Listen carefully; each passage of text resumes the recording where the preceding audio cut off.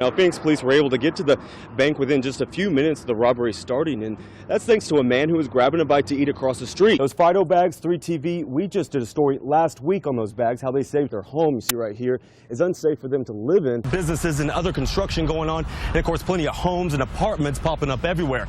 That's why the first phase of the urban rail will start here. Now the blaze is contained, but due to the strong winds, fire crews are letting the fire burn itself out throughout the night. Casey, what can you tell us now? Well, as y'all can see, it's still a very active scene with dozens of fire trucks surrounding the apartment complex. Now, when we showed up, the flames were still shooting from the top of the roof. But the twist of this story is where the chase took place. Right now, Pinal County Sheriff's Office is treating this like a crime scene. He's hopefully giving detectives the answers they need to figure out exactly what happened here. About an hour ago, we saw several police units escorting the ambulance with the suspect inside with life-threatening injuries to the hospital. Now, you can take a live look. And with Casey James at the scene of that shooting. Casey? Again, Phil's, one officer and one bystander have been shot, both in critical condition at this hour. Let's take a live look of the intersection where all this ended. Pulling off a great haunted house is no easy task. Just ask Daniel McAuliffe. He first built a haunted cemetery in his yard more than a decade ago, which quickly became a local favorite attraction. And that was like the funnest experience for me, and that's what really got me hooked into doing it. McAuliffe loved it so much he decided to make it a career.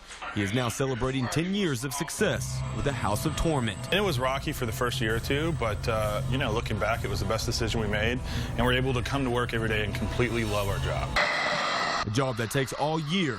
2 months of planning and then building props. It takes literally 8 months to make all the changes. Not to mention expensive. This 18-foot demon beast behind me, brand new, would retail anywhere from $12,000 to $18,000. They start training stunt actors midsummer on scaring tactics. We're constantly trying to come from every direction possible, whether that's above, below, from either side. We have zip liners who fly overhead. And we even got an exclusive tour. Shh, don't tell them we're in here. By Mr. Monster John Doe himself. Some people like to whittle wood, some people like to work in the metal shop. I just like to scare people. We got a menu in here if you're a little hungry. It didn't take long for others to join the tour. I'm ready for my close-up, Mr. DeVille. There isn't a guy electrocuted right here. Don't worry about that. And the monsters always love having guests over for extended stays. Make sure to come by tonight for Halloween. I never considered myself less fortunate, I guess up until April, when I had to rely on so many families and friends and their support.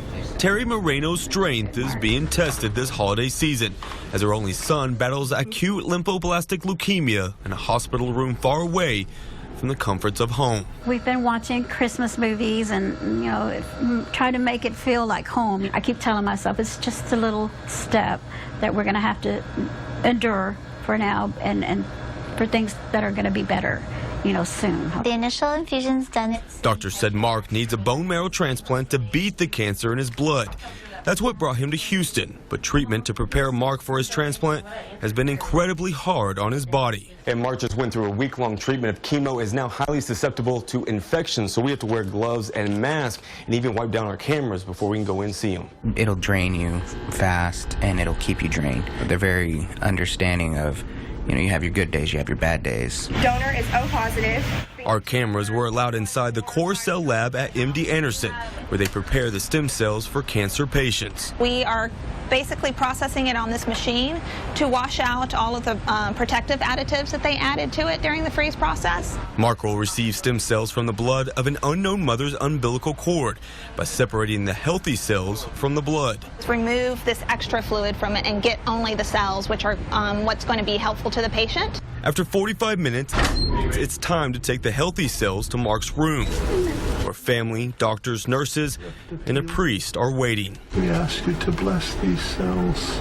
This is a time of hope. This is a time for a new chance. God bless you. It takes only 30 minutes to transfuse the new cells into Mark's blood, where doctors hope they will take and grow.